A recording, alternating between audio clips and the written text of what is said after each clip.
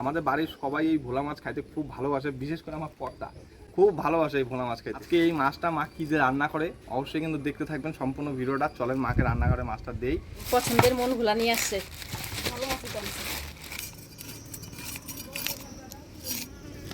মাছগুলো সব কাটে নিলাম, এবার পরিষ্কার করে ধুয়ে নিই।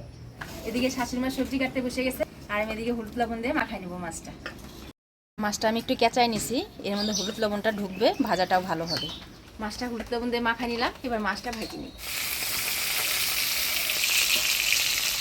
মাছগুলো আমি লাল করে ভেজে নিলাম, এবার তুলে নিব। ভোলা মাছের ঝালে ফোড়ন দিয়ে দিব শুকনো লঙ্কা, গোটা জিরা, তেজপাতা, পেঁয়াজ কুচি। পেঁয়াজটা হালকা ভাজা ভাজা হয়ে আসছে, এবার দিয়ে দিব টমেটো কুচি। এবার দিয়ে দিচ্ছি বাটা মশলা, ধনিয়া জিরা আদা বাটা, দিয়ে দিচ্ছি রসুন পেঁয়াজ বাটা, লঙ্কা বাটা, হলুদ, লবণ, সব মশলাপাতি দিয়ে নাড়াচাড়া করে নিলাম। এবারে মশলা বাটি ধোয়া জল দিয়ে মশলাটা ভালোভাবে কষাই নিলাম। মশলাটা আমি ভালোভাবে কষাই নিলাম, এবার জল দেব।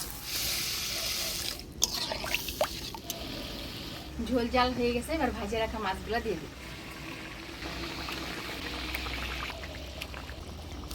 ভাজে রাখা মাছগুলো দিয়ে দিলাম, এবার 1 মিনিট ঢাকা দিয়ে জাল দিন। আমাদের বাড়িতে বিলাতি ধনিয়া পাতা গাছ আছে, সেখান থেকে 2টা পাতা তুলে নিলাম কুচি কুচি করে গাইটে দিয়ে। এবার এই ধনিয়া পাতা উপর দিয়ে নামিয়ে দিবি। স্বাদ হয়েছে ভোলা মাছের ঝাল, মাছটা খুব স্বাদ।